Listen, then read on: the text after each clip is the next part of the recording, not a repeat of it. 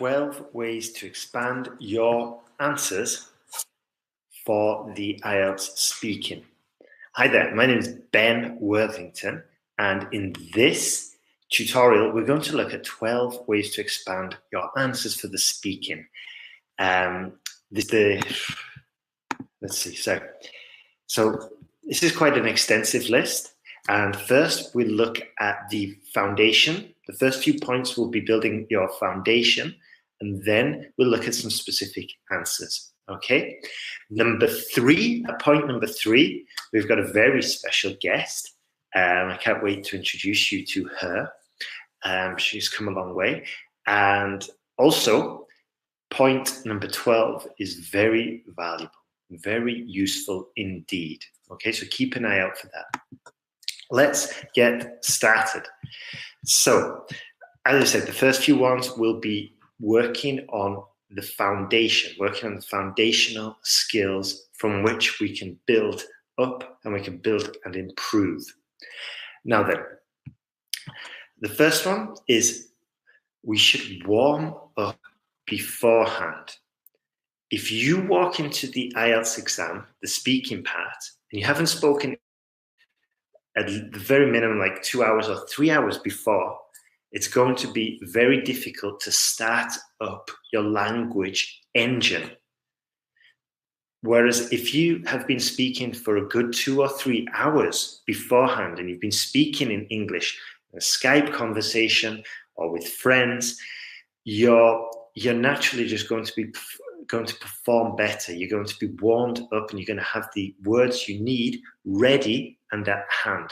So I think one of the best tips is just to warm up beforehand. Get that engine processing, the language engine warmed up, fired up, and ready to pass IELTS.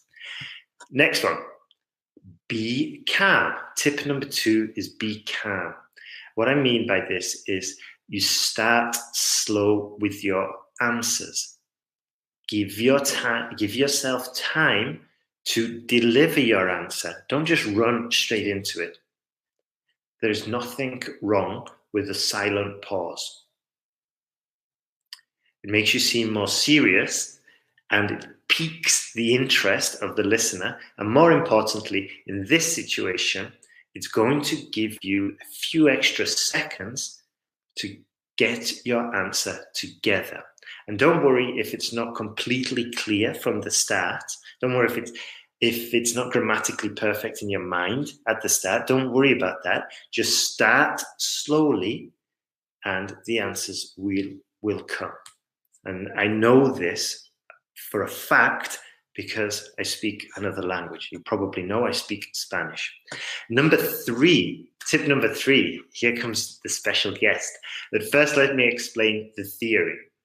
So in English, as you probably know, we've got 6 main question words. These are who, what, where, how, when, and why. Okay? And when we're when we're speaking, there's nothing wrong with just going through this checklist, okay, and sort of like inventing questions and write anything, okay? So it might be explain your last job. Who did I work with? Where was I working? When? It was like 2-3 years ago. Why? Because I needed the money because it was summer and I wanted to go on holiday. So we just put the question or the topic through this sort of like mini matrix. So I'll give you an example. Do you have any pets? My answer, yes. We have a big furry cat called Sheba. Come here. She's so lazy. Give me 1 second. Okay, so here she is. All right, she was sleeping before. So, who is she? She's Sheba. She's half Persian, half. I have no idea actually. Why? Why do we have her? Well, some friends are renovating the house, so we decided to look after her. Where? Well, I guess maybe her ancestors were from Persia, but she's normally just staying in her house. Whereabouts? She's on the floor, sleeping. Okay, so we can go into details and we can expand the answers very easily just by going through this matrix. Okay, tip number 4, we can use set phrases to give ourselves a few seconds start. Okay, just to, if your brain's not fully warmed up yet, or you might be caught off guard and the question might be a surprise, well, we can use a simple phrase like, let me think about that for a second. Okay, you've just bought yourself 2 or 3 seconds there just to compose your answer. Obviously, we've got to use this in context. It's like, what's your name? Let me think about that for a second. It's going to be ridiculous. So use it in context. Next one, just to give you a quick few seconds to compose and start your idea, is repeat the idea of the question. So the question might be, where are you working nowadays? Well, I'm working in an accounting department in the city. How do you like to spend your time? I like to spend my time playing football, doing other sports, okay? And we just repeat that idea, get a few seconds, and helps us compose our ideas so we can give a more expansive idea later. Next one, number 6, give reasons to your answer. This is very simple, okay? We just add because. So, where are you working nowadays? The original question we had. Well, I'm working in an accounting department in the city centre because I really love working with numbers. The money's really good. And once again, we can invoke these 6 question words: what, why, where, who, why, when, whichever. I think I said about 7 there. Anyway, number 7, add some extra details. And this is fairly simple as well. We can just add also and then use that matrix. Okay, so I'm working in an office in the center doing an admin job. I also work in the city center as a waiter, but I'll quit that job soon because of the pay. Okay, just also. Number 5, I mentioned a few of these before in a video that I did a while back, but I'll just repeat them again because I think the video is pretty hard to find. So anyway, number 5 is talk about your feelings and your opinion. Okay, so what I really, so the question, sorry, what are your favorite hobbies, or what are your hobbies? Okay, here we say, what I really love about one of my favorite hobbies is the peace and quiet I experience while practicing it. Okay, we say, okay, one of my favorite hobbies is doing yoga. What I really love about one of my favorite hobbies is the peace and quiet I experience while practicing it. I feel at ease, relaxed, and just healthier. Yep, so we add the opinions in there. It also makes it slightly more interesting for the examiner. Okay, coming up to point number 12, soon, halfway there. Number 12 is my favorite, as I mentioned before. Number 6, use contrasts. We can say although. So do you enjoy living in Australia? Yes, it's amazing. The people are friendly. The weather is great. And the beach life is just bliss. But the Australians can be a little bit sports obsessed sometimes. They love their cricket, their rugby. I can't really think of any other sports Australians are good at. I'm just joking. But they love their sports, and sometimes if you're not a sports person, it can be a little bit boring, or it can be a little bit, you can feel a little bit out of the loop. And we can use but, we can use even though, we can use although. So just like giving 2 sides to the actual situation, to the actual discussion. Number 7, we can use past comparisons. So the question might be, tell me about your family. My answer, well, there are 5 of us in total. My mom, dad, brother, and sister. Nowadays, every one of us is in a different country. I used to live in the UK. We all did actually, but we moved. Okay, so we just put that comparison. I used to live in the UK. I used to. Number 8, another one that I mentioned in a video that I did way back that's since been copied, is give examples. Put in the details. Use the 6 question words that I gave you before. So tell me about your family. Well, there's 5 of us, my mum, my dad, my brother, my sister, we're all living in different places. For example, my sister lives in Australia.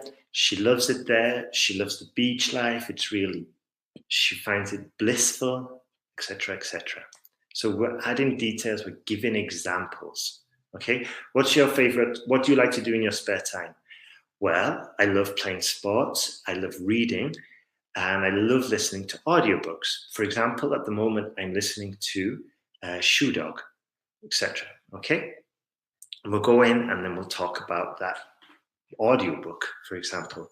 And also, this is probably another tip that's just popped into my mind. If you can steer the conversation to something that you love or something that you enjoy, you're going to be much more likely to be able to speak about that for a more extended amount of time. Now, next tip, we're quickly approaching my favorite. Add something about the future or that relates to the future. Okay, so do you plan to live in Australia for a long time? Yes, I will, because I love it here. The VB, the barbecues, the outdoor scene, it's all just mesmerizing. It's amazing. However, eventually I'll be heading back home to the UK. Okay, I'll be heading back home to the UK. I'm going to put something in about the future there. Just show the examiner I know this tense and I've got full control of it. And then also probably give an example there. For example, my family is expanding at the moment. My brother's had a child. My sister will be having a child soon. And I feel that home is calling me. Just an example there. Number 12, my favorite. This is a very useful tip. And I strongly recommend you adopt this technique soon. And you can start using it today. In fact, I advise you to start using it today. And what we do here is quite sneaky, it's quite easy, but we reflect the tense that we hear. So the examiner will say, are you going to stay in Australia in the near future? Yes, I'm going to stay in Australia in the near future. Okay? We're not going to say, yes, I will, which is okay, but if we can reflect it, then there is zero chance that we are answering in the incorrect term. And it also gives you a few words from which you can expand your answer. A few words at the beginning, and then we can add the answer that we were going to give. So first, we make sure we get the perfect tense, and then we continue with that answer. So next one. How long have you lived in Melbourne? Of course, the examiner's not going to say it like that. How long have you lived in Melbourne? I've lived in Melbourne for almost 3 years now. In St Kilda, actually, a beautiful place. So here, the question is in the present perfect. How long have you lived? My answer, I've lived in Melbourne. I'm exaggerating, I'm overemphasizing it a little bit, but you get the idea, okay? We reflect the tense. This is a very important technique, and in the Speaking Confidence course at IELTSPodcast.com, we go into this in more detail, and there's lots of exercises and drills for you to get it perfect. Because, yeah, I've seen some big results when students use this, so we went into it in more detail on the course. Final tip, I think I've given you about 14 now, but the final tip is upgrade your language. So maybe if you do a mock test, a mock speaking test, you may find yourself using basic vanilla language like good, bad, nice, very, okay? These are boring words. The English language is one of the languages with the most words in the world. Okay, one of the languages. I can't remember if it is. Probably it is. I don't know. But what I'm saying is that you've got a whole dictionary of choices. You've got a massive range. Let me give you an example. So You could say, that building is really nice. Yeah. Or you can say, that building is extremely unique. It has character. It's so traditional. And you see, so we don't use good, we don't use bad, we don't use nice. We use specific adjectives that relate to that topic. In the case of the building, we can say it's got character. You can see the heritage of the country. You can see the cultural heritage there. I love the artwork. It sounds so much better than nice, or it's good, or it's bad. Okay, I got a little bit carried away there. My name is Ben. Hope you've enjoyed this tutorial. If you'd like more tutorials, if you're in a hurry to pass the exam quickly, have a look at IELTSPodcast.com. There's an online course there. Definitely benefit you. We look at different areas of the speaking, of the writing, and we go quite specific with some of the most frequent problems encountered by students in both of those areas. Also, there'll be a reading modules improved soon. So yeah, have a look at that. Or if you're not at that stage yet, you'd probably have IELTS preparation.